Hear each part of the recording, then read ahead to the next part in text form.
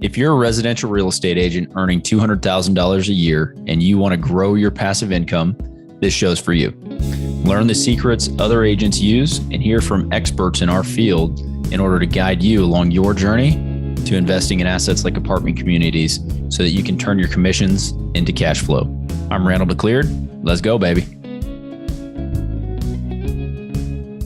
All right. Welcome back. I'm your host, Randall McLeod. Excited to have you on today. We are talking with Juan Cuevas. He is the owner of Uncontained Living. We'll talk about what that is in a second. We jump in. He's in the Texas market.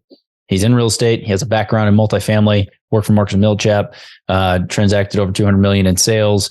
And the guy's got a ton of experience on multiple fronts in the real estate space, from lending, commercial lending, and residential lending, and also in the brokerage side of the business as well.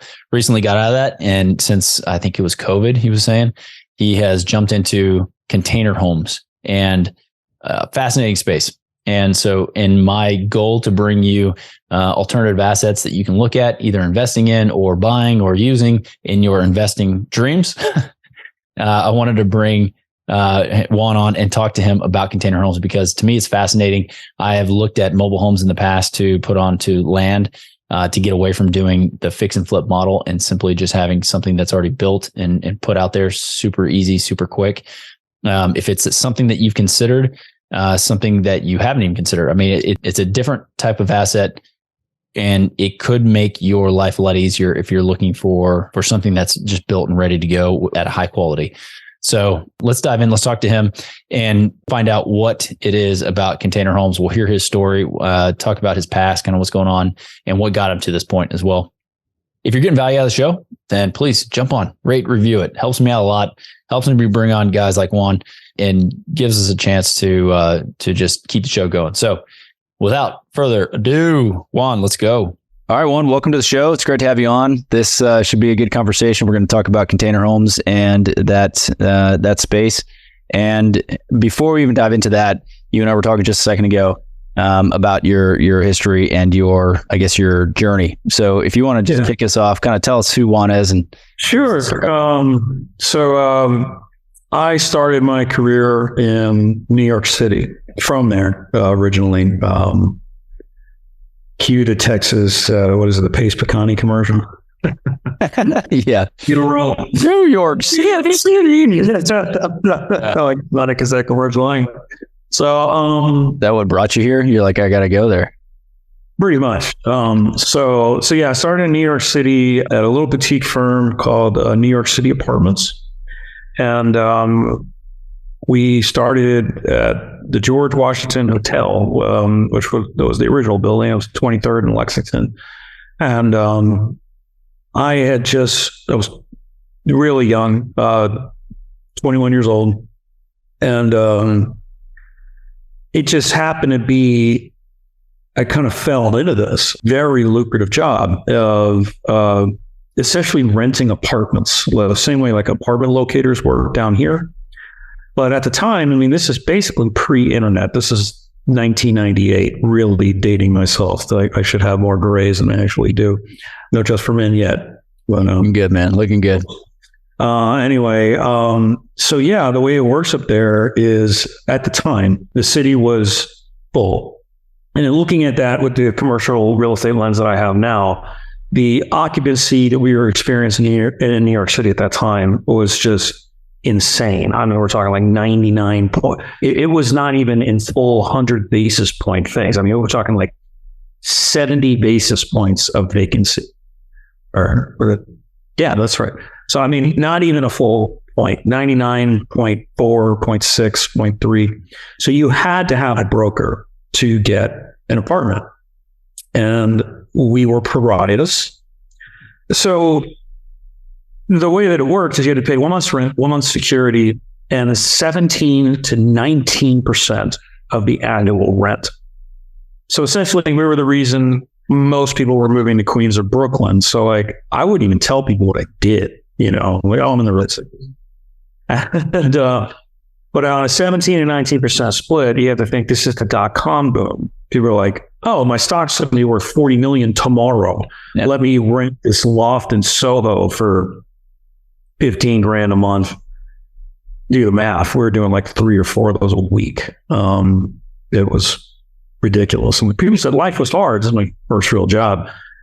Well, we know what happened in 2011 or 2001. And then actually prior to that, the bubble had burst. And between that and then 9/11, it kind of killed that market. And I ended up just thinking, okay, it's time to, because I had moved to Houston when I was about 13 and I didn't like it. So I was spring and just kind of a different place then, and a little more enlightened now, but being a Dominican Jew and it just didn't, there was a lot of ignorance at that time. So I went back to New York and then I came back to Houston, and that's when I got in the lending business. I worked for my good friend Steve Kaufman at Zeus Mortgage. And now he runs Zeus Equity as well, and doing very well. But I ended up working there for about 5-6 years. And he kind of flipped that whole industry on its head. And prior to that, if you were a loan officer, you gave your cards to realtors and they would give you referrals. And where you stood, there were 10 other loan officers behind you waiting for you to do something wrong, because realtors were very fickle with loan officers at the time. So he said, okay, no, I'm going to flip this around and do a bunch of advertising. People will call to get pre-approved, and then we will give the referrals to realtors. So he was one of the first people to do that. It seems like a no-brainer now, and now everybody does that. And I ended up I was the first person that he hired as this new position we called an inside loan officer. And then I became the director of commercial finance for Zeus. And then in 2009, I was recruited to the nation's largest brokerage, Marcus and Millichap, and where I sold apartment buildings for about 11 years, right at 11 years.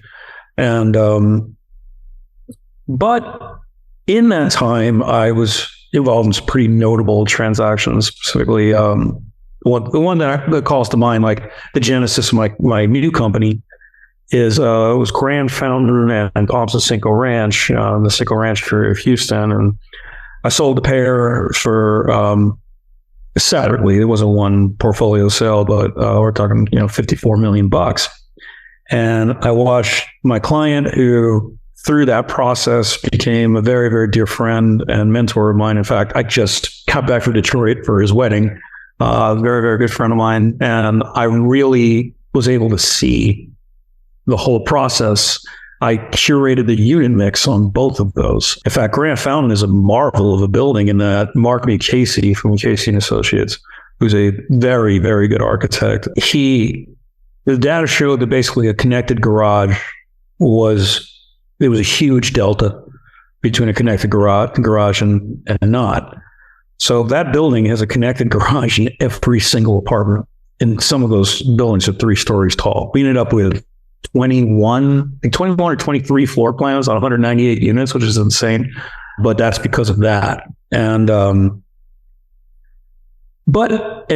Jay made a lot of money. He did 221D4 loans on those, which if you have the patience to close that loan, it's worth doing, but it takes about 14 months. That's a lot of brain damage. But I believe, I want to say it's 13% down or 12. I forget. It's probably changed since then anyway, but it's a minimal down payment to do that loan. So he came to the table for the pair for probably around $4 million. And when we sold him, he made 16. I'm like, oh my God, this is profitable. I mean, goes without saying, but the time is just murder. I mean, that's 3 years each project, 3.5 really. So we're talking 7 years for both of those projects, and that's financial musical chairs. That music stops, you're done. I mean, you got millions on the ground making you nothing, and it got a little scary there. We sold it to the Pillar, which is you're a hedge fund. You're a hedge fund or a pension fund.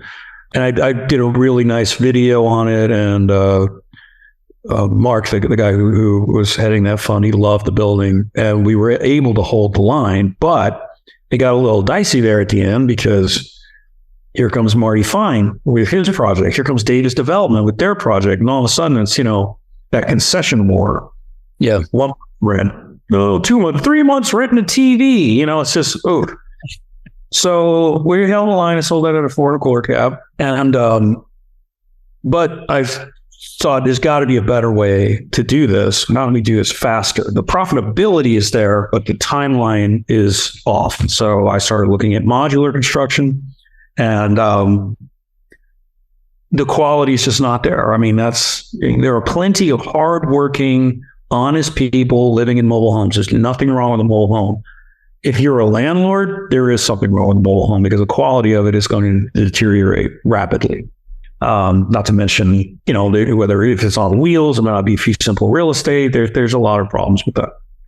So that's when I discovered container homes that have both the modularity, if that's a word. I make up a lot of words. I don't know if that makes you sound smart or dumb, but either way. But yeah, it has that modular aspect to it, but I can control the quality inside. And that's kind of was the genesis of it. And M&M, I can't say enough good things about Marcus and Millichap. I learned most of what I know, all of what I know. Well, on the finance side, but I cannot credit them enough. But my focus had shifted, and Marcus and Millichap is real estate basketball. Stats are all you got. Putting the numbers up, and that is it's sprinting a marathon. I mean, as a agent, I mean, if you're walking into somebody's office trying to secure a 7 or 8 figure transaction, you better know what you're talking about. I was at a point where I could drive down any street in Houston, point to a multifamily building, tell my regional manager who owned it, who he bought it from, what the current rents are, what the concessions are, and we passed 20 buildings on the way to a meeting. And I could tell you all of that information because to secure 7 and 8 figure assets, you have to be an expert, and this is a huge market. So that comes at the sacrifice. And there are some agents who have figured that out. That's not something I was ever able to do with a team. I had a team, but it's an up at dawn, leave. I never saw my house while the sun was up, and I did it for 11 years. And just kind of my passion for it just kind of went away in that aspect. I'm a real estate person. I don't wake up and go to work. I just get up and do what I do. And actually, I did not put this on earlier, but see the shirt. Coffee is for closers. That's I'll be the closers only. ABC down. So anyway, yeah. Then that's how it started. Where we need to shorten this time frame, and then I started this company like basically during the pandemic because which who does that? Who's got 2 thumbs and does that? This guy. Yeah. And because it's just wrong what's happening right now, in my opinion. We're all told since we're children that the American dream is owning your own home. Well, you cannot box with God, as they say. How is a fireman and a nurse or teacher and a whatever, hardworking people, how are they going to out-negotiate Goldman Sachs? They're not. And I can't blame the sellers. Like we were talking about this earlier. You have some guy handing you a bag of money for more than you're asking and with no contingencies. And then on the other side, you have, a hardworking couple, an FHA loan that may or may not close in 45 days. Whose money you taking? I get it. But what happens to those people? Where's their American dream? And the homes that I build are extremely affordable, and they're basically better than a traditionally built home in every measurable metric. They're stronger. They're more affordable. You can put when we're talking container homes, there's a difference between a container home and a tiny home. Yes, they're both made for containers, but I can do a single. In fact, I'm building a single family home. We're in the middle of planning for it up in New Caney, or that's going to be 4 containers. It will have a a front porch and a covered back patio. It's 2,000 square feet. And we're actually building up negative space in between them. So if we have, one here, another one here, we build that space out in between them. And upstairs, there's another one that kind of bridges that gap. And then the other one kind of hangs off. So it's an affordable home. It's built to last. So it's something that people can afford. Normally when you hear the words affordable housing, there's usually some government entity involved scrutinizing people's income and that. This is just an affordable home. Now, where a lot of the disconnect goes with the affordability of these is the design. If you start doing crazy cantilever designs where one's hanging out over the front, no, that looks like the container on top is sitting on the one on the bottom, but it's not. There's a whole steel scaffolding that goes in there. So as long as the design, like my clients who are building that house for up in Bikini, the 2,000 square foot house, they wanted that. So a way to do that, the reason why those two homes sit the two sit on the bottom and this one sits on the top, is the one sitting on the top, it still hooks up at the corners.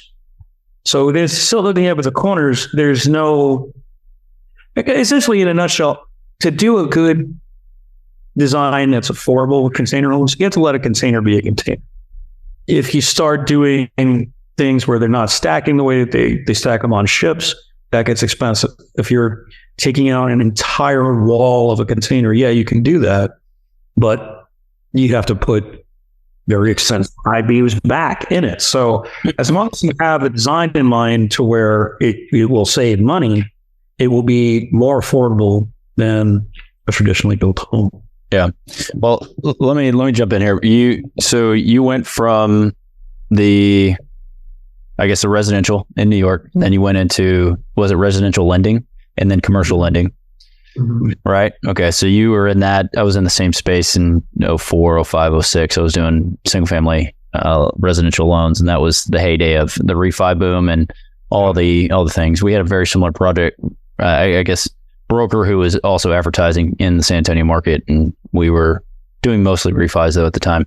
And then you got into the commercial side. So was there a reason you didn't stay on the debt side or the debt team whenever you moved from the family or the commercial lending side to Marks and Millichap? Because they have in-house debt, right? They do. One of the best in the nation, actually. Yeah, Marks and Millichap Capital Corp.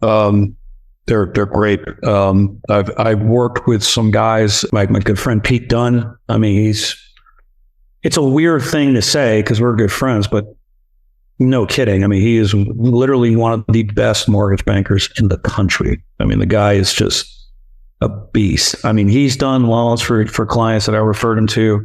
He's not at M&M anymore, but he was there for a long time. And then he wanted to move to Austin, and the Austin office wasn't a fit for him, but he's out on his own now and he's just doing great. And but he meets some great people there. But the thing was, is when you think about the time, I hung in there because Steven and I were really good friends, and I really enjoyed the culture, and it's like just a great company.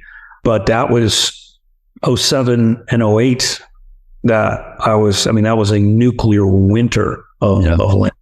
Yeah. And so when Marks and Millichap called, at the time, I didn't even know who M&M was. And then I Googled them. I'm like, okay. And they're like, no, we want you to come work here. I'm like, okay. And I went with a pretty heady heart, really. I had to tell Steven, I'm like, man, I got an opportunity of a lifetime, man. I got to go. And, it is what it is in business, but we're still very good friends. And that was at the time that we started our charity, and we did that for 10 years. Then it's kind of ballooned out of control. The last 4 years, we threw Houston's largest Halloween party, twice at Minute Maid Park and twice at Dynamo Stadium, and gave away about $1 million. What's the name of the charity? Yeah, I know the charity, and what's the name of it? The charity, no, we had to show you now. Okay, it just became a job because we kind of understand now. I mean, it's real easy to be sanctimonious about it and be like, why are you making money doing a charity? Well, because you can't do that much work, because we were 100% volunteer organization. Nobody drew a salary from it the entire time that we did it. We would get sponsors to pay for the stuff that we need, like, renting out Minute Maid Park at the Stadium and the DJ and all that kind of stuff. So, but then we'd plan a party for about 6 months, and then the next day after the party, when you came to the party, we wouldn't figure out who we were going to help until the last week, because bad things happen to good people all the time, unfortunately. And then that week we coordinate with local news stations, and stuff like an apartment fire, the tenant didn't have renter's insurance, stuff like that, got hit by a drunk driver. And then sometimes it was really awful. Somebody's kid got killed and they don't have the money to pay for the funeral. We just show up and be like, all this is paid for. And it's a very unique experience to put a smile on a mother's face and just bury their child. It's that kind of intimacy only comes from doing that. And I won 2015 Keystone Humanitarian of the Year for that work, and it's very rewarding, but it got to the point just after 10 years, so I just couldn't do it anymore. It was like, 10 years, we did it for a decade. Yeah.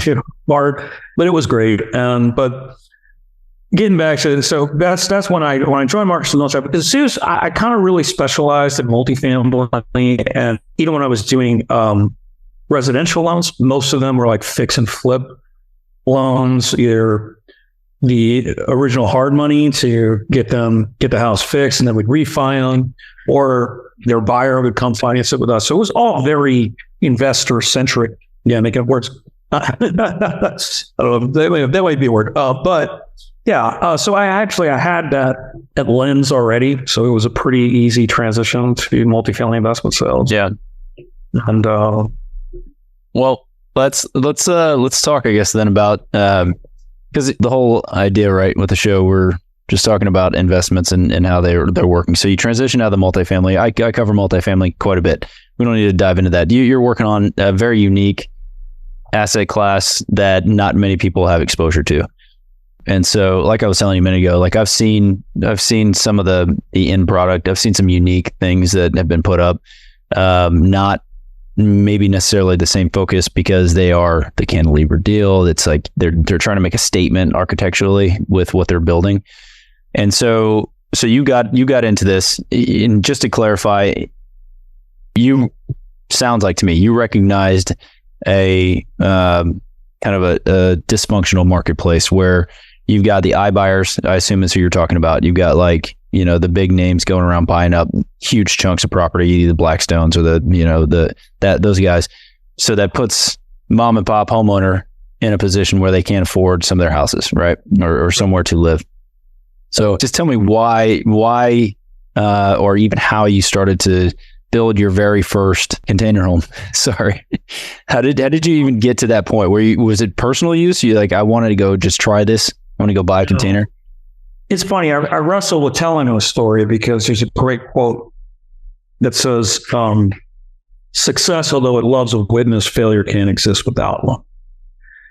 And my first development, I went down in flames. It was bad. It was really bad. Wrong partner. It was a wrong partner. And he turned out to be a crook. And it was time to order the containers. And I knew this guy.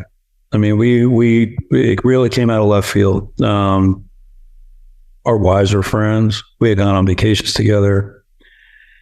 And there's still parts I just really don't. I've wrestled with them for years now and trying to figure out motivations, and it's just greed, really.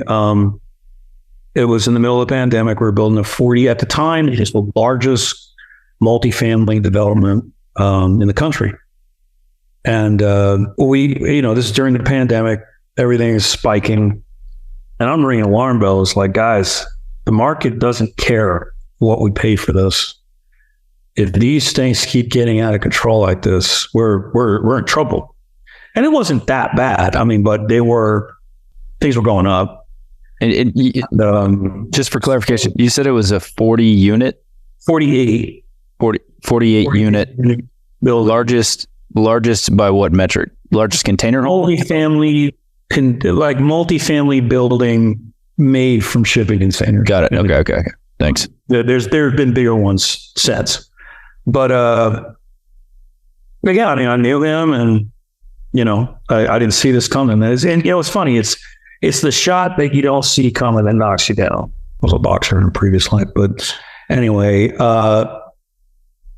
was time to order the containers, and they had spiked out of control at the time. A container right now, a one trip. You have to use one trips with containers. Any person building with this is a pretty declarative statement, but I'm going to go ahead and say it. Anybody who is building container homes, there's other uses that you can modify these and use them storage and stuff like that. But anybody building a home with a used container, that's a pretty unscrupulous move because they can make you sick. So this is what they carry. Literally one of my questions for you. Yeah.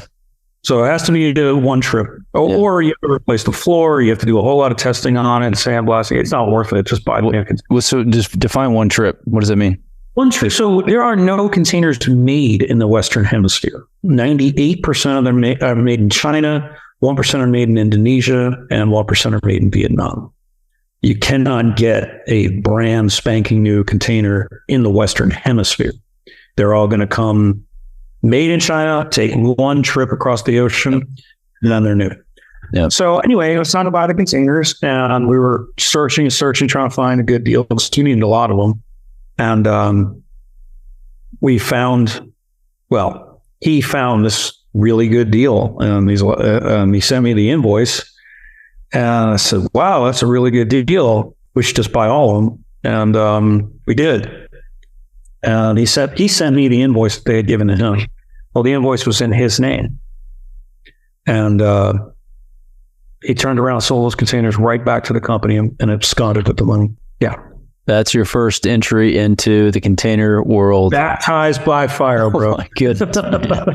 They were awful. Yeah, that's rough. It was lost my life. So what's your takeaway from that? I mean, there's multiple lessons learned, I'm sure. First of all, don't ever pay an invoice that's not in your name. That's first. And again, I mean, I know better, but I had a personal relationship with this guy, but it doesn't matter because business is business. And I guess his take on that is, great line from that movie, Ronin, everybody's your brother until the rent's due. And it's sad because I see a lot more of that, and it makes I'm just built the way I'm built. I got to sleep at night. I see people doing horrible things like that. I hear about it. I have friends and people who have been taken advantage of the way that I was. And it is sad, but you have to just still stick it. Principles, I believe the true test of a man's principles is when they're inconvenient and you stick to them. And that just knocked me way down. And how long ago was this? 2020? That was 2020. Yeah. Around October. Were you still at M&M then? And you're doing this on the side? July. That was a tough month. So I got married on June 27th and moved into a new house with my wife on the 1st of July. And I got a call and I kind of joke about this with Ford over there, the poor guy. I almost felt as bad for him in this situation because he calls me, and of course it was the pandemic. I hadn't really been going to the office, and it was just a sticky time to be a broker because if you know M&M guys, you're on the phone. You are calling people every day, 50 calls a day, sometimes 100. Well, it's a weird thing to be calling, "Hey, how you doing with your property? Do you want to sell your property in the middle of a pandemic?" It was just a tough thing to do. So I obviously, after 11 years, I had a real tight circle of really good clients that I was really keeping in contact with. But my numbers were way down because my focus had kind of shifted to my development. So got married, moved into the new house. 6 days later, Ford calls me and says, "Well, we love you, but your numbers aren't there. We were going to part ways." And it was an amicable thing. It was my heart wasn't really in it anymore. And then 4 months later, I got robbed of my life savings. So because it was more than the draw. But I was like, oh, that's such a good deal. Let's just buy the containers. It was more than the draw. I did it with my own money because I was going to get it back in the draw. But when that happened, the whole thing went bad. It was a humbling experience. And so what? Yeah, it was sorry. No, sorry. I was just gonna say, what transpired after that? Like how? Because obviously now you're kicking it. You're doing some business here. It's been really tough, but it's turned the corner now, thank God. And so I had a client. I had a property on the market, and he was really interested in what I was doing, and I brought that listing with me. I had a great relationship with him, and I just hung my license with a good friend of mine. It turns out it's actually I didn't know it at the time. But I'm still active with JLA, the commercial group at JLA Realty, which is kind of a local Houston thing. But that's my good friend Mike and Kimberly Bush, do the brokers. I just on my license with them. But it turns out they have like over 2,000 agents, and we are the commercial team. To where if there's a commercial deal, it gets referred to the commercial team. And I haven't really been that active. I'm actually about to list a greater property in April Sound, actually in Conroe. Listen that hopefully next week, about $3 million. But anyway, so my client said, look, Juan, couldn't believe me. He knew what was going on. And he's like, well, listen, I want to do this. And I think that what you're doing is really smart. I have 3 acres in a place called Algoa, Texas, which is one of the worst town. I don't even think it has a street light. It's like, anyway, but it's in between Alvin and Santa Fe, like kind of going down Highway 6. Yeah. Let's just build a model, and let's just start selling these. And at the time, I was still reeling from everything that was going on. And so I said, yeah, okay, let's do it. So we started that company, and it was going great at first. And we built 2 models, and we ended up selling about 4 containers. And but I never got my partnership paperwork. I was hypersensitive about that. And I'm like, guys, where's my paperwork? What's going on? How, they were paying me, and it was fine, but I learned, if it's not on paper, it doesn't matter, Yeah. And and I'd be like, guys, where's my paperwork? And then we had a sign that was, it was just like a banner that was on our fence. And we had a windstorm, tore the whole fence down. I guess I really secured that thing to the fence. And guys, we gotta get the sign fixed. And then tore some of the fence down. It was nothing. It was like $1,100 in damage. Another week went by. Hey guys, what's going on here? Then springtime came around, and like, guys, hey, we need landscaping. Here's 3 quotes. We're going to send somebody. Okay. What's up with my paperwork? Oh no, we're working. This is going on 6 months. And then I had a guy, I had 2 guys ready to go. They were ready to. And buyers or buyers? Yeah. Buyers. 2 buyers ready to go. We're about to do, that. And so one of my partners, so he was like the main guy that I talked to. There were 2 other guys who were kind of silent partners. And he's like, Juan, just get these 2 containers sold. Let's get these 2 orders in, and I'll get their attention back on the business. I'm like, what? I have a 3-hour round trip commute. I was living in Heights at the time. Yeah. Of course, area. I was like, that's not enough to keep their attention on our business. Like, what are you talking about? And he's like, I know. Don't worry. Just get these 2 sold, and we'll be back on track. I'm like, all right, man. What's up with my paperwork? Oh, we're working. Okay. So then 2 weeks later, he comes by with a builder. And at this point, this place is completely overgrown. It looks terrible. We have no sign on the business. Sales have kind of fallen off, other than these 2 guys who were ready to sign a contract. And he brings this buyer, on Thursday, and the guys, we're showing around. I'm like, why are you bringing a builder here? I mean, he's a builder. If he likes this idea, he's just going to steal it. He's not going to buy a container home. He's a builder. And so I'm showing him around and, telling him about container homes. And he asked me my background. I tell him about my, pretty long history in real estate. Marcus Millichap, 200 million of sales, all that. He kind of looks around this derelict property and kind of insinuates like I'm lying. And he's like, well, if that's your background, what are you doing here? And I, cordially answered his question about, I'm principled in doing this. I think what I'm doing is more than just making money, and we're providing housing for hardworking people. And but in my head, I'm like, good question. And the next day, I was just fed up and filed my LLC, found my yard, and walked out the door with all the clients. And because I called the clients, actually one of them came in and were like, well, what's up? You ready to get the contract ready? I'm like, listen, look at this place. I can't stay here. I'm responsible for all the buildings you see. My partners are responsible for what's outside. And I don't know who they're going to replace me with. So I need a week to get my ducks in a row. I already found a yard.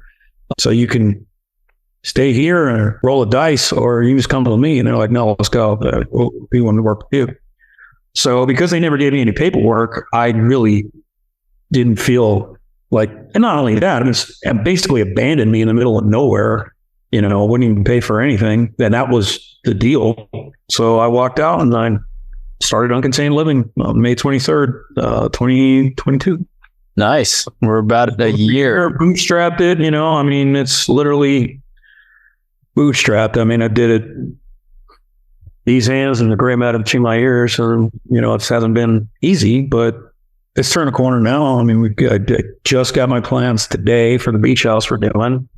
Should have my plans on the one in Bikini in about 2 weeks. And we got a duplex we're doing it in Austin. And I have 2 sitting there that I just built spec that are ready to go. So, man, you're like all over. You're able to do this all over Texas. Are you focusing on Texas right now, or like what? I have 4. I'm waiting to hear back from my logistics team on what it's going to cost to get them to Nova Scotia, British Columbia. We're doing 4 up there. That's wild. Yeah. So, how are you able to do that remote sort of? You just hire a crew up there, or are you just going to go with a crew? Like, what are you doing?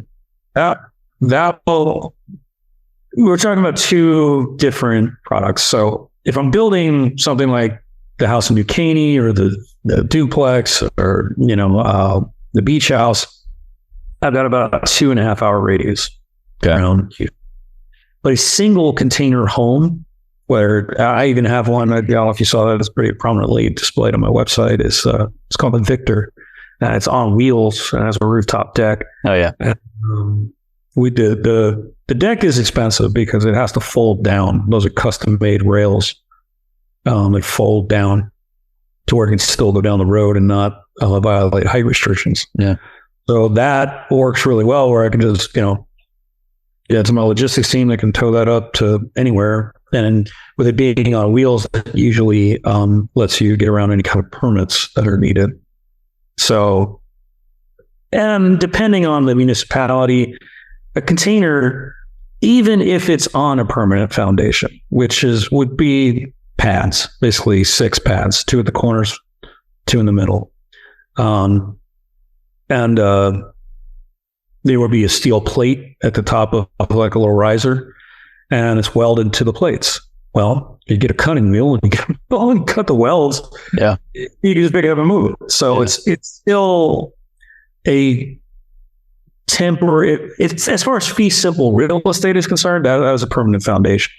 But you can pick them up and move them. Railroad ties work really well. Very cheap. You can do it. You need 4 of those. So that's $40 a piece at McCoy's. Yeah. Your foundation's on and $60. No, I had a full house moved from San Antonio, and it's interesting story. It was in a nice part of San Antonio. The guy that I hired to move it was at a Corpus. He ended up stealing the house, literally stole a house, drove it down to Natalia, Texas. And I show up the day he was supposed to move it to the north side over by Canyon Lake. And I'm like, where the hell are you going, man? And so I have to follow him all the way down. He parks it on a lot that he owned, and he was going to sell this house. I was like, man, this is crazy. So it was one of the craziest stories that I have in real estate, and the whole thing that goes through. But the guy that I hired, Dotson House Moving out of San Antonio, I will sing their praises forever. He had a massive, I think he built a specialized truck that goes in and it can get underneath the house, pick it up, and do all these things. But yeah, seeing those things move, I can only imagine how much easier it is to move a storage container. Yeah. What's great about it is they're still 8 feet wide. So that's how wide load. So we put the condenser for the mini split system on the back. Yeah. So never exceeding length or width. There's no special permit. It just, in fact, when I sell the ones that are on the trailer for this specific purpose, it's 2 bills of sales. It's a one for the trailer and then one for the container, even though they're not really meant to be taken off when we build them like that. But essentially that just makes it so where the trailer is the trailer and the container is just cargo. Yeah. And what is that, like on a fifth wheel or something? You just pull it? Manufacture a custom made chassis where it's like kind of like a RV where it sits slower. Because if you just put it on a flatbed, it's going to be, the flatbed, it'll be up to your chest, and you got to walk up some serious steps. Mm-hmm. And then if you put that with a rooftop deck, if you're scared of heights, you're not going on that deck. You're 20 feet in the air, 20, but still, well, your eye line is probably 20 or about 15 feet in the air. So these sit low. There's a platform on the front where the stairs can go if you want the rooftop deck, and there's a gooseneck assembly in front of that. So this could be towed with a dually. You don't really, 1-ton truck is fine. You don't need like a semi truck to pull them around. They do whale. I'm looking at the one you have. It looks awesome. Comparison to an RV. An RV weighs maybe 8,000-9,000 pounds. This thing will weigh about 17,000 pounds. Well, it's done. Yeah. Yeah. No, it's awesome. We're proud to be sponsored by Ridgeline Investment Group. Ridgeline has a track record of transacting more than $53 million in assets throughout Texas. Ridgeline's currently looking to acquire 100 to 200 unit Class B multifamily communities between 5 and 20 million in San Antonio, Temple, Waco, Tyler, and other Texas secondary markets. To learn more about Ridgeline Investment Group, visit www.ridgelineig.com. Let's talk nuts and bolts then, because I'm curious. I had looked at my background has been fixing, flipping houses, right, for like the last 12, 13 years. And just the contractor process and being burned many, many times by contractors, I got so fed up with it. And so we shut that down. My wife still does some of that. And she closed her first one today, actually, first sale of her first rehab. So congrats to you, little lady. But what I started looking at was manufactured homes on lots. Like I wanted to buy a bunch of land on the outskirts, Seguin and surrounding areas, cut them up, and then put mobile homes on them. Like it's a fixed product. I know that it's going to be done in a warehouse. It's going to be brought to site, ready to go. I don't have to do anything other than, septic and maybe put in a driveway or something. But so now I look at this and I'm like, well, maybe this is an even better solution for that type of thing. So I ran the numbers. I understand the numbers on the land acquisition and all of that for the model that I was looking at. But I'm very curious, for a product like this, what can I buy one for? And then like, how long does it take? Just give me some, I guess, basics on the product. So our manufacturing facility right now is pretty much just a yard. We have 3.5 acres, but my construction manager, he's a blessing. He really is. And what's funny is his name is Jesus. I always say he's my own personal Jesus. Yeah. But he's been building homes for over 30 years. We have a bandwidth of probably about 30, 35 a month. We'll get there. But it takes about 6 weeks to build one. We do have models on our website, but they're really there just kind of as a guide. In my experience, when you when you throw the phone book of options at people, they tend to just get what I call analysis paralysis. Yep. So any one of those models, we can start with a. That was weird. You still there? Yeah, I'm here. I could see it. Something got darker though. Something happened. I don't know what happened. Yeah, when Chrome just shut off going away. Anyway, lost my train of thought. We're talking about how your capacity and like what it costs to get these to site, I guess. We start at 59. That's for a 40-foot container. That is a studio layout. Pretty simple build. Still very nice. I mean, just because it's our base model doesn't mean it's basic. I mean, it's a really nice house. And then they kind of go up from there. Our most expensive model is 129, I think. And that was just it's just beautiful. It's on the trailer with the rooftop deck, custom spiral staircase, custom railings, washer and dryer, beautiful marble surrounding the shower or bathtub with these things are so trendy now where you have the rain shower plus the horizontal, jets shooting you from all sides. Yeah. Other than coal miners, I mean, who is that dirty? God, but it is nice. So there's that, and then we have quartz countertops, beautiful cabinets, fireplaces, crown molding, where we actually put LED lights behind it. I take a lot of design cues from boats and yachts. Yeah. Both in design and function, because I can make these completely off grid.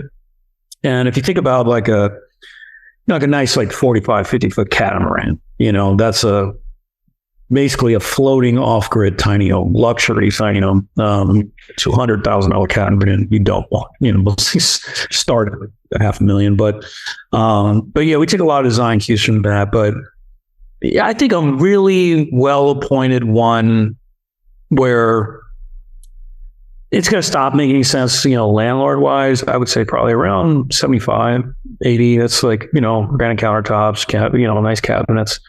I have one that we just built, which is basically our base model, the Lucy, but it has some upgrades, and then it has a fireplace. It has a little bit of a bigger kitchen, bigger windows. It's upgraded to a 1-bedroom layout instead of a studio. Pretty much a fiberglass surround shower. Very comparable to a mobile home, and less cost than a mobile home, and way higher quality. Yeah. Where I see a lot of people looking at these, when I think, given the novelty of them right now, I think they're going to, as this continues to become a lot more ubiquitous, is the Airbnb market, because this is still going to be considered a unique stay. Yeah. And I have one that we're doing for my client up in Waco. And my wife loves that Magnolia table show. And yeah. Well, from what I hear, those people are kind of pariahs in Waco because everybody's property taxes are going up, which in my opinion is not the way to look at that. Your property taxes are going up, then we have unrealized gains that exactly. Yeah. Us real estate people know that, but junkie homeowner just mad that he's got to pay the higher bill. But we were going to go there, and it's booked for 3.5 months, lunch and dinner. Those aren't people in Waco.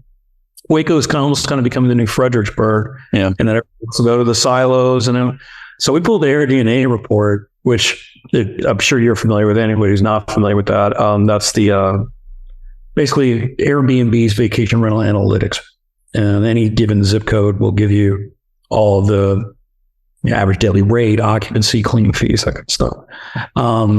And a unique stay with Airbnb is going to get 35 to 40% more than, a regular Airbnb.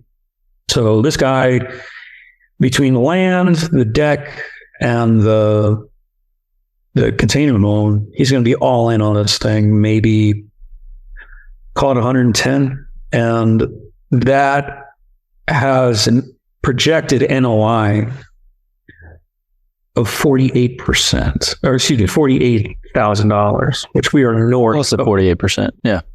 Almost 48, you know. Yeah. If it was 100, it'd be 48. But Yeah. when I first saw that number, I as you can probably imagine, I mean, I have a pretty complicated financial model. I was like, there's something's wrong. And I pretty much went blind that day, Randall, because I went through every single cell in that model to check my formulas, and they were right. And I'm like, oh my God, this is true. This is, now it is pro forma, it is a projection, but it's not based on conjecture. I mean, it's based on hard data. And I think that market is too apparent to be denied. But I think that where real opportunity lies is, because again, I've spoken to this many times, you know, during this conversation, that these are better, they're stronger, they're cheaper, they're built faster. Why aren't they everywhere? And the answer is financing. That's what I was going to ask you about. Yeah. The financing. Now, here's something a lot of people don't know. All of the usual suspects, Fannie, Freddie, FHA, VA, they will all do container homes. However, they have an extremely prohibitive caveat that says all of the comps have to be container homes. So there's only two ways to do that. You can be extremely myopic in your market. I buy one on one block, I have to buy one down the street or across the street or 2 blocks over and sell them owner finance, which means you pretty much got to do them all cash. And we can do a wrap, but for simplicity's sake, do it all cash. Okay. Not terrible, because I think that when you accentuate outdoor space, as far as in the beginning, when if a appraiser looked at it, it would make his eyes cross. But I think it's very plausible to do even a single container home. Like I said, you're going to be probably around 70 on the container home. There are plenty of lots to be found in secondary and tertiary markets, with utilities of well, septic, you know, call it 30. But you can find something with well septic for, you know, 30. And then you've got the house and you've got the deck. But picture, okay, you have the container, then we do the front porch, the same dimensions as the container, 8 feet wide, 40 feet long. Then we do a rooftop deck on top of the container, but then we extend that deck to come out over the Bottom deck. Yeah. Well, you can get very creative with that. I'm talking with UK Sales. They're a sail maker. And what we're going to do in Waco is the part that extends over the deck, we're going to make that out of the same material of the netting on the front of catamaran boats. Mm-hmm. So that gives you basically a 40-foot by 8-foot hammock, but it's not as soft as a hammock. You can still walk. Have you ever been on a catamaran? Yeah. Trampoline too. So it's like that. And then we do hanging baskets below. But the coolest part is you can put a hot tub on the roof. It'll carry the weight, no problem. Yeah. And all in on that, you'd probably be somewhere around 120, you know, something like that. I think I could sell that house easily, owner finance. So because again, the livability of that, yes, you have 320 square feet of finished space, but you have 1,280 square feet of livable space that you're going to use. So I think now this is yet to be proven, but I don't think I'm wrong. And, you know, I'm not looking at it through a novice lens either. I think you sell that house all day for 180, 200, depending on the market, maybe 220. So for let's just say, for easy math, let's just say you're in it for 100 and you sell 200 owner finance. You take 20% down, that reduces your basis to 60,000, but you have a note for 160,000. At 9%, your return on that 60,000 is north of 24%. Yeah. Well, if you get an 8, like clockwork, you get a moniker like the Oracle of Omaha. This is 3 times that secured by real estate. So once you have enough comps in any given market, people can refi and that's your exit. So a better way to do it, a lot more capital intensive, and unfortunately with what I've been through over the last couple of years, it's not really an option for me. But to do a subdivision, you build the first 5, and my company is basically a vertically integrated real estate development company. We can do any. I mean, if you want to take 10 acres, 100 acres, make it a subdivision, we can do that, no problem. And to go in and the same thing is like what you would normally do a subdivision, but you can get a lot higher density because these are a small footprint. I mean, 6,000 square foot lot is usually the standard in most counties for higher density stuff, unless we're talking condos or townhomes. But if you did it that way, but I think that an even better way to do that is to go into an existing RV park, buy the RV park, replat it to where each pad site is its own lot, bring in the container homes, put them on permanent foundations, and you can sell them all fee simple real estate. So even if you're not going to do that, where you're going to sell them off, just retail home sales, having that additional, anytime you have multiple exits on, I mean, it's just smart to do it that way. In my opinion, it's a little more cost intensive, but not that much more. And then the HOA that's formed takes care of the septic tank, the well, the gates, all the common areas. Yeah. And I think that is a very profitable, viable thing, because that enables you to essentially have the cash flow from the existing park while you're getting your ducks in a row.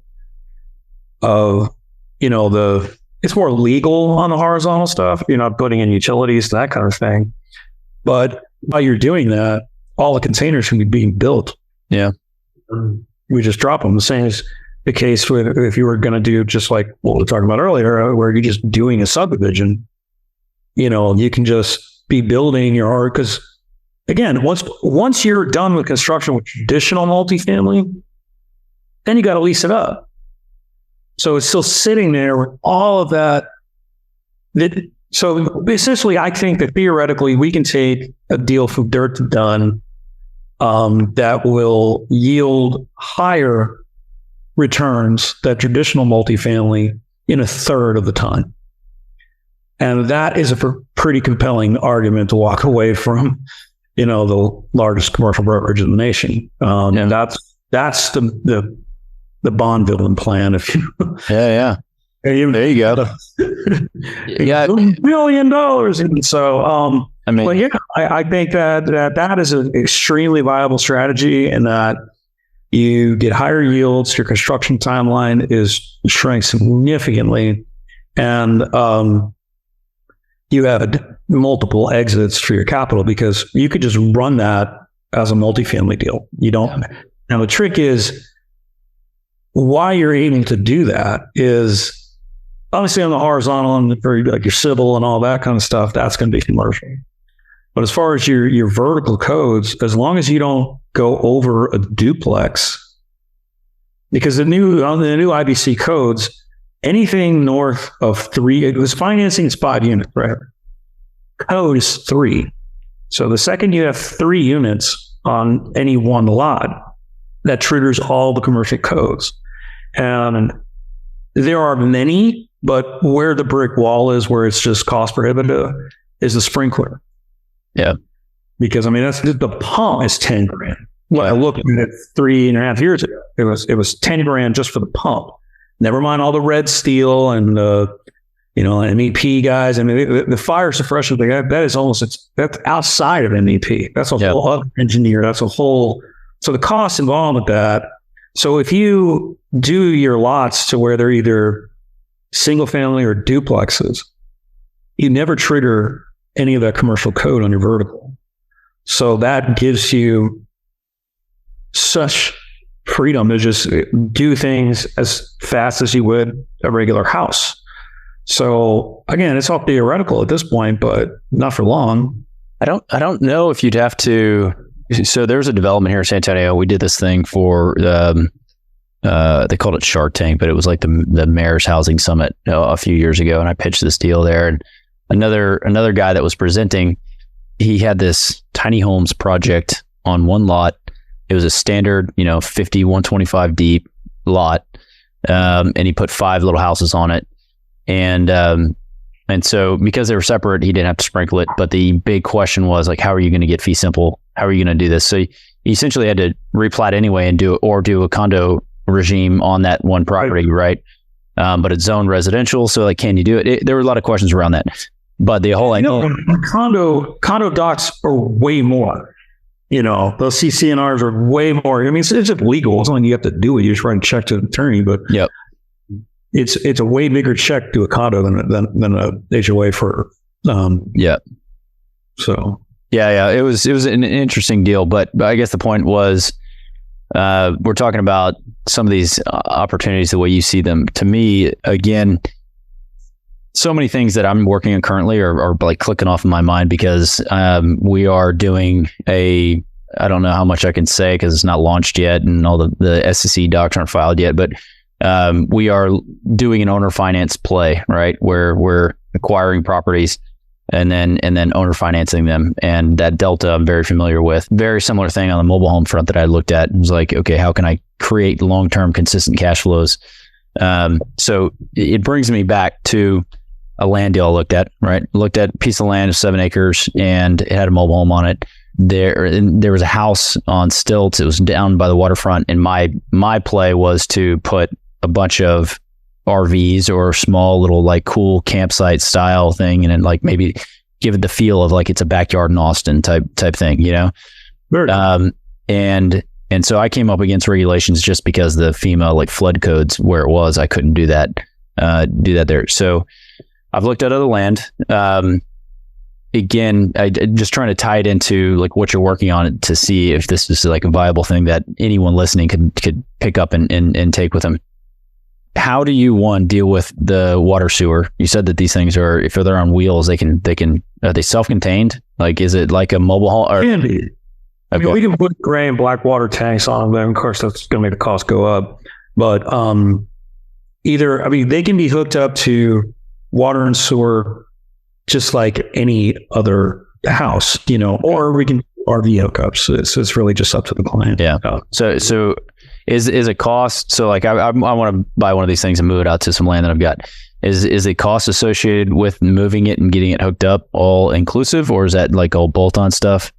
Because I wish I could do that, but because we have such a large market, which basically is North America, I can't include. You don't know what it's going to be like. Yeah. In the price, we can always get a quote for that, depending on where it's going. And what's funny is, as I explain that to a lot of people, it seems like it's very, kind of goes without saying. They're like, well, why can't you just how could I? I mean, I'm going to Nova Scotia. Yeah. If I had it in my pricing, I mean, that's crazy. Yeah. So, but it's not that much. I mean, like to go to Nova Scotia, I think we're probably looking at like $6,000. Yeah. And then as far as when it gets there, it just depends on what we're doing. Is it going on a permanent foundation? If so, if it's local, we can do that. If it's usually a good rule of thumb is if there is city utilities, you need a permit. Mm-hmm. And if you need a permit, it just shrinks our radius because we have to build the foundation for you. And I mean, we can send out plans, but it takes a lot of attrition to find the right contract. Going into any market blind, trying to find a contract. Yeah. It's just a disaster in my opinion. That's why right now we're limited to, like I said, we got about 2.5 hour radius outside the Houston area where we can just come out and build your house. Okay. Beyond that, if it's just a container, we're going to just say, okay, well, here's what, if you want it on a permanent foundation, you know, here are the plans, and you're going to have to get your own contractor for that. But in most cases, like almost exclusively, all of the ones that I've done have been for like deer leases thus far. Some of the nicest deer leases I've ever, I mean, it's ridiculous. I'm not a hunter, but I don't judge. I think if you to go hunting and enjoy it, you have to go hunting like with your dad when you have a age that is a single digit number. Because I went when I was 14 and it was awful. But anyway, no bias. New York, man. I mean, what people with guns in New York are kind of, you know, I mean, it's whatever. So anyway, most of them have been deer leases, and there's usually no permits involved and that kind of thing. But because a permit is involved, what we need to kind of discover, the due diligence of it is there are a lot of municipalities where this is going to qualify kind of like the way an ADU would, you know, additional dwelling unit. If it's under 400 square feet, they don't care. Some do. And if they do, and it's outside our area, and they need inspections on framing and wiring and plumbing and, you know, that kind of stuff, it's really going to be tough because, you know, we're building it on our site.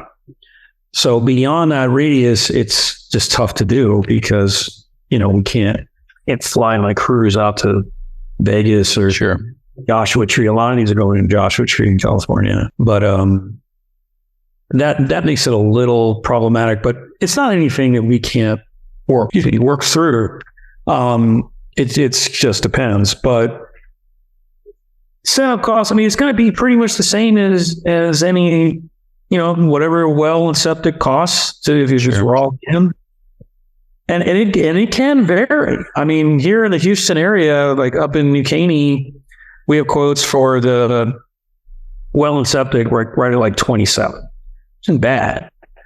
That's the well and the septic. In Waco, well 40. If you can get a permit for it. Yeah. So it's just hard to dig out there in dirt thicker. Yeah. Well, the reason I was asking is because I looked at 60 acres. It was on water, and we could not get water to it. The allocation of water from the city or municipality or the private water supplier where it was, they just have so many developments and neighborhoods going up. But, you know, again, this type of thing, putting a couple of these things together and putting them out there, and then just renting them out. And on a big enough development, you know, you want to talk offline about this, like when we did Grand Fountain and Palms at Seco Ranch, I mean, we put in, I say we, I mean, you know, I was the broker on it, but I was way more involved than a normal broker. And we put our own water treatment plant in that. Yeah.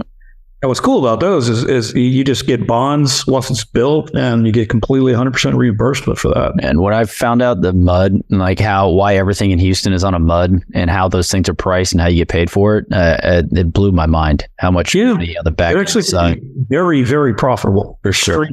Like I have a deal that me and Jay are looking at down like San Antonio Bay area, Palacios, you know, Sargent, that out that way. Yeah. 532 acres in the Eagle Ford Shale, over 4,000 linear feet of ocean frontage, with mineral rights, and 84 million in bonds ready to go for the water treatment plant with mineral rights. 16,000 an acre. That's a deal. But what's great about that is the bonds are in place, because that is not for the novice is putting those bonds together. But my buddy Pete Dunn can do that all day. So that's an interesting deal. Yeah, what's happening with that? What are you? Yeah, well, we're gonna look at it. They just got married, so he's flying in next week. We're gonna go look at that. Nice. It's not bad. It's it's not a big deal. 532 acres and the 400 next to it, and you can buy the whole thing, which is like 900 acres. That's huge. I don't know if that market has a demand for that many houses, but the 500 for sure. And it's 16,000 an acre, 4,000 feet of linear footage. What's that water study that you have to do? Not wet water. What am I thinking of? You already said we do Marshland? No, I haven't bought anything on the coast. Salt Lake and what? Yeah, it's a long, arduous process. That's already done, so we'll look at that. But just to let you know, I mean, I'm looking at this deal. We'll see whether they have like 26 cabins that we're talking about. Really cool project up in Livingston, and we're talking about 26 that they want from me. Hopefully, let it stir. Yeah, but they did their own wastewater for it's a 232 unit RV park. It's ridiculous. Oh my God, that thing is awesome. But their pool is almost, I think it's got to be over an acre. The pool is so big. It's running with water. It's awesome. But they did their own wastewater, and their total capital stack on that thing is like $9 million. Yeah. So, and that's including the water plant. So they're not so what we did at Grand Fountain in Palo Ranch, I think, I want to say it was like 2.6, but with 100% reimbursement, you build it. Yeah, I know. In place, so you get it all back, and you can kind of be your own contractor on that and get paid for it. So, but bonds are great. It's just you got to know how to navigate those waters, and they're fraught with peril. Yeah. Sorry. I just read a book about Magellan, so I'm very nautically minded. There you go. Yeah, I know they picked up on a few of those with the yachtsman's quote.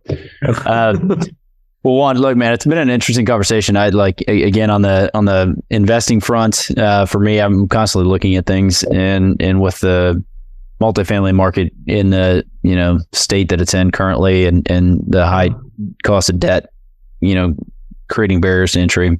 It's one of those things. What's really interesting about like that exit of the owner finance thing which again, this model you're familiar with, you can still have some arbitrage, especially with the low cost to build and collecting a big down payment that's going to reduce the basis. You can still, even if, again, with debt, as long as you have, your partial releases in there, you can owner finance it, and you can create that arbitrage and cash flow in a manner that is faster. And of course, with owner financing, for me, it's different because I'm building them. So I have warranties that, I'm responsible for, but as the landlord, somebody calls you, oh, my toilet broke. Well, I'm your bank. What are you calling me for? Yeah.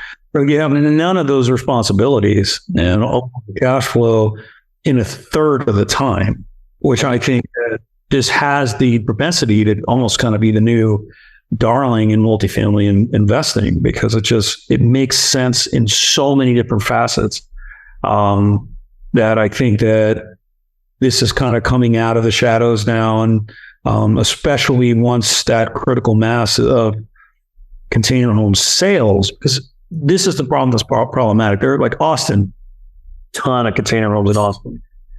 In most cases, the person who is building it are keeping it. So they're not trading. So not only that, you can't really go into MLS at this point and query for a container home. Yeah. But as these become more and more ubiquitous, that problem's going to go away. And it's been my fault. But, if I have $1, Randall, for every time somebody tells me, well, pioneers are the ones with arrows in their chest, I would respond the same way. I would, yeah, you're right. Or monuments and parks. Man, something matter. Yeah. I want to say one thing just because it pops in my mind. So the model that I see that works, if you are going to go down that road of owner financing these things, and this is kind of the same thing that we're doing. It's either a fund model or you have, family office or somebody with some money that is financing the acquisition, and then you have no issue with a due on sale clause like you do in some of these other wrap situations. And they know what they're getting. Maybe it's like a debt fund or an income fund and that sort of thing. Unless you have a partner who has the capital and they're putting the money into the deal, Right. The problem that I see with both sides of it, regardless of where the initial capital comes from, if it's your cash or if it's a fund or if it's a bank that's giving you the debt to, buy it and then wrap it, is, and we didn't address it really. You talked about the mobility of these things. Once they are stuck to the ground, they have steel that you can just cut, right? So it's like, how do you address that concern would be one of my things. Because like I said, we're launching something now. It's based on single family houses, but there are still loan to value ratios that are of concern. Like we can't just go and fund $100,000 purchase and owner finance it for 120, right? We don't want to be, 90% LTV with a fund loans or fund money. And so, how would you do that in this situation? Like, how do you, one, make sure that your asset that's somewhat mobile is not going to move? Okay. No, fair question. Earlier, you were talking about a home. That is a crazy story. That the house got stolen. Yeah.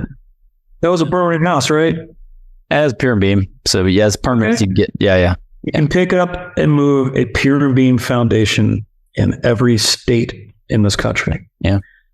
Just the same, and this is going to fall in that exact category where, it's on a permanent foundation, but with a lot of skilled people, you have to have a welder come out and, cut the welds off. And it's not like somebody could back up to this thing and take it like a thief in the night. It's not that. It's a permanent foundation. I can almost say that in jest. That you could cut it off, but it wouldn't. Yeah.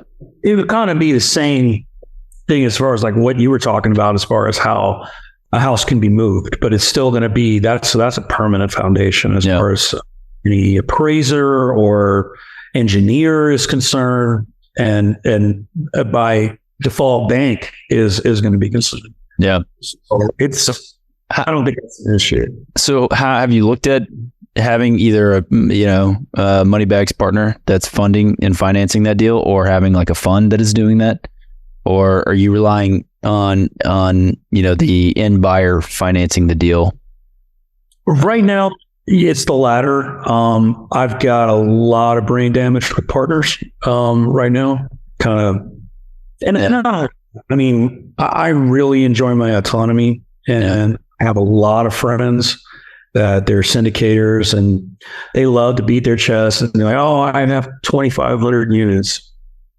Yeah. 0.005%. Thank you. It's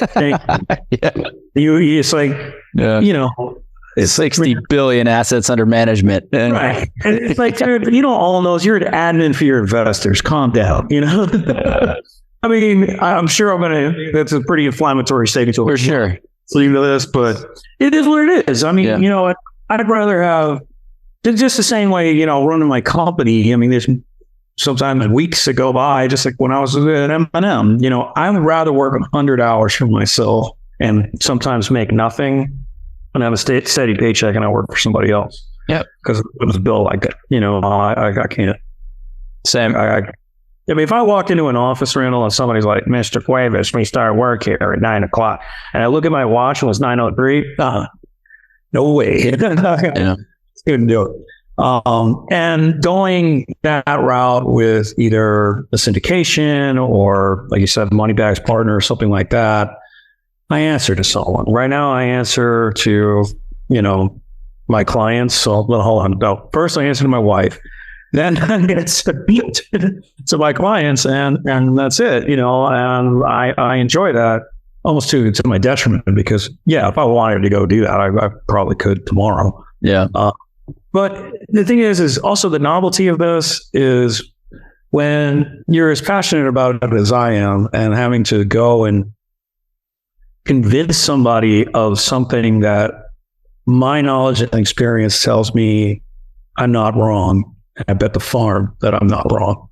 And I have to go and convince somebody to do that and poke all these holes in it, but based on, like, I love when people say, oh, well, I'm just playing devil's advocate. No, you're not. Yes, to a point, but sometimes like people will be so conservative in the deal where, the market is 96% occupancy. They're going to arbitrarily call it 80. Expenses are I don't know, $4 or $5 grand a door. Well, we're just going to underwrite it at 8. Well, why? Adjusting taxes, I get that. You always got to adjust the taxes on the current to make sure you're not upside down once the counties reassess your value. But beyond that, and I always made the argument as a broker, it's like, well, wait a second.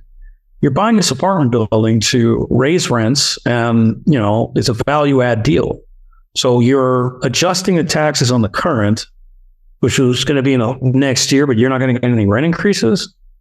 But it's stuff like that where you have to be conservative in your underwriting. I get that. But most of the time when I brought this, because I had a deal that was an awesome deal. It was a little outside the box, and that, I guess, pun intended. There was an RV park, a very unique RV park, where it had these 2 lakes, and the guy had 400 people a day walking through his door, no vacation.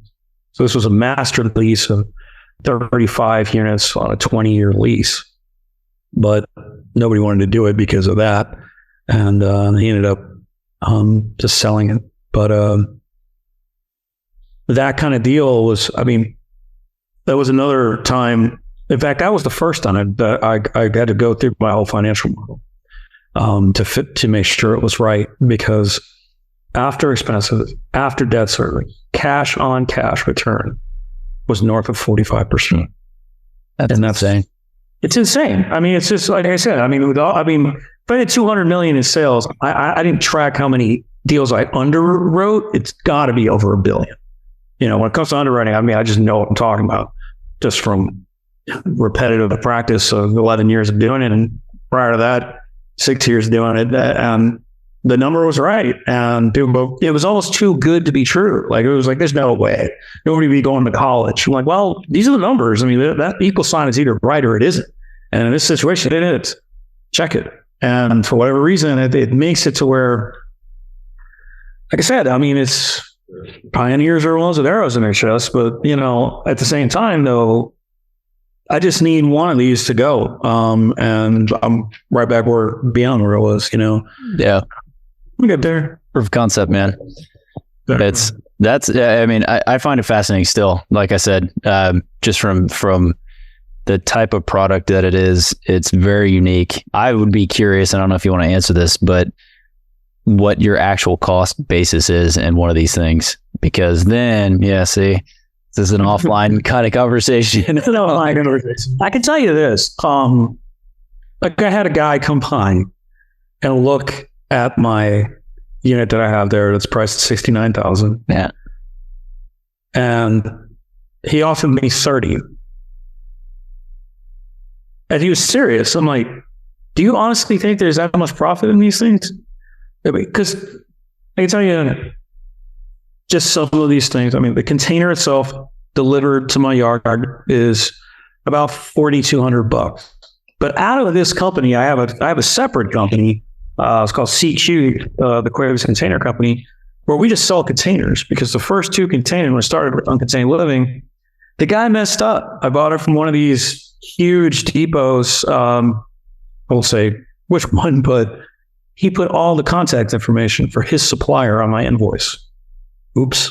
Yep. So we just started selling containers, Facebook Marketplace, and I get them at wholesale. Then we sell, like, I don't know, 15, 20 a week.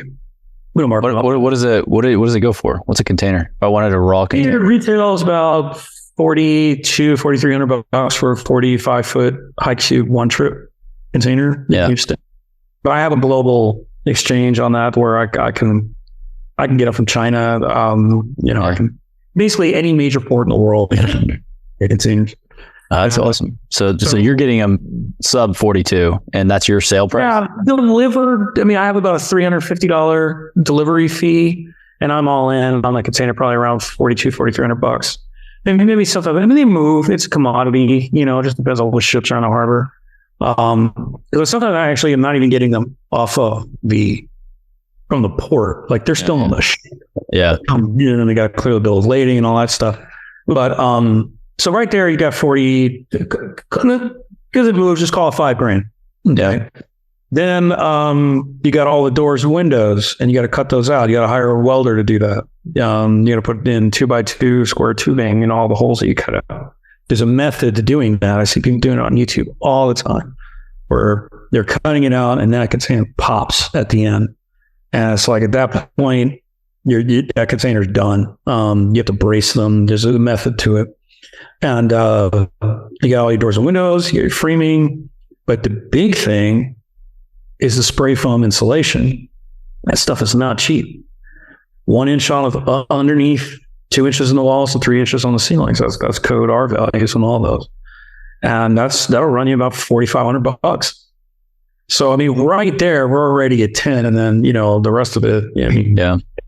Do you have to frame out? So you've got the container. Are you framing out 2x4s every single wall? So it shrinks the inside just by whatever 7 inches or something. That's 7 inches. But the thing is it's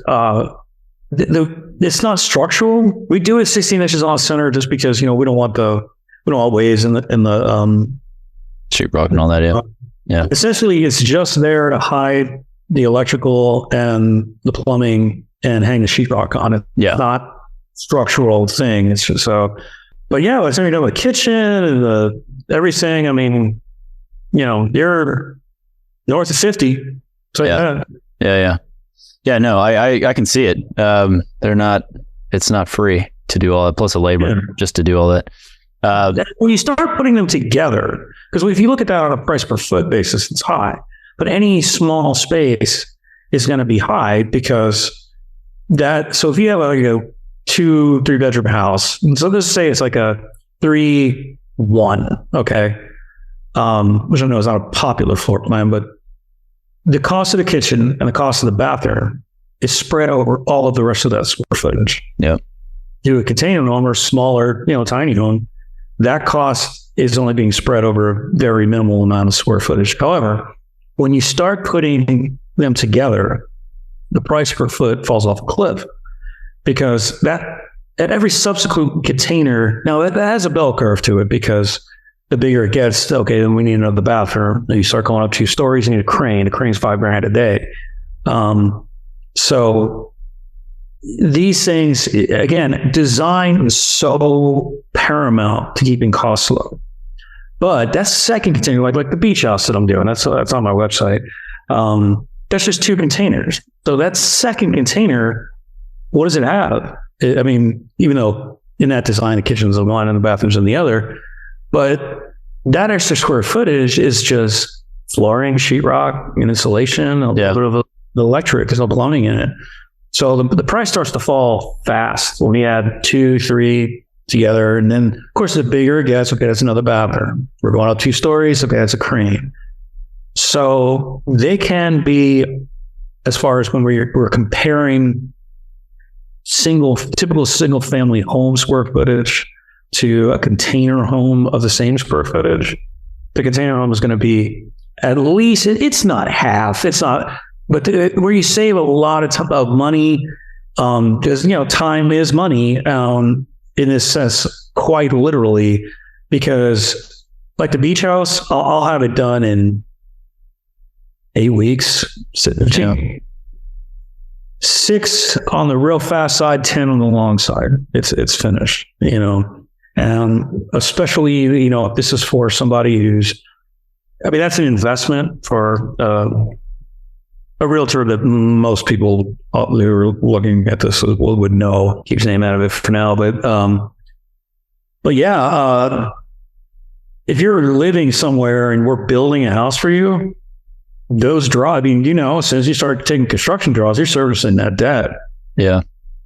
It's still time to put an interest reserve in there, but the cost is still there if you're not doling it out every month. In my opinion, interest reserves are even more expensive because you're paying a origination fee on the interest that you're going to pay. I mean, it's crazy expensive when you think about it. All of that goes away so fast to where you're in the house in theoretically 3-4 months. It's so sometimes less than that. Just depends on the house. It's going to be faster and as a result, cheaper. That was the appeal of the mobile homes on the land for me. Yeah. Man, I'm looking at this one. You've got it's a quad. Yeah, that's I don't know. It's badass. It's nice, man. That rooftop deck is the rooftop deck with the hot tub looks pretty sweet too. I think it's like a beach view on the side of the house. That's awesome. Real quick, and this has been great, Randall. Thank you so much for having me right here. But if you're on the website, go to commercial, and I think it's under what we build. What we build, okay. You go to projects, yeah. So check out the one thing I really want you to see is the office warehouse that I designed. Container bar. This thing is cool. Now, that's cool. Man, we've almost built that thing. That was going to be in East Houston. And my good friends, it was going to be for them, but their investor pulled out. Oh, okay. So this roll-up door, the industrial flex looking one, is this container development? Yes. We almost did that. I was ramping up right when the development went down in flames. But that I want to know your numbers on this, man. Honestly, this is exactly type of development that I'm looking at. Not containers. I hadn't even considered it to be a thing. But think about this. I mean, the way that this is, I mean, as you can see, from these designs. So essentially, you have your container. That's the office, warehouse. The office and like the bathroom, small. And then there's a roll-up door on the side that goes into the warehouse. Yeah. Now, that can go 20 feet. It doesn't matter. We'll just design it to how it needs to. How it needs to be as far as what kind of square footage you look at. And then there's just a knee wall on top of the container, which actually acts as a beam to set things on to make that span work. And at the time, I haven't priced this out, and it's been a long time. That was about 4 years ago, maybe 5 years ago, we were looking at that. No, about 3.5. Well, I could build that for 70 a foot. No, 55 a foot. The market was about 70, 75. We're just like a metal building. So again, I would have to look at that as things have moved up, but that delta, I would think, is still going to be the same. Yeah. And all the same stuff that I was talking about as far as the speed and all of that would still be true here. So how is this? We need to wrap this call, but I was like, in general, I'm just I like talking about this stuff. But how are you building this just as fast? If it is like, what's the benefit of using container there? Why even use it? Just because that one section is going to save you some money? Well, that one section is going to be built off site.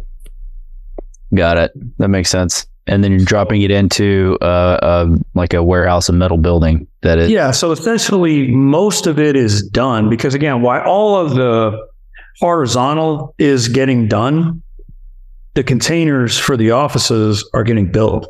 Yeah. We pour our whatever the foundation is going to be, bring the containers in, finish the building.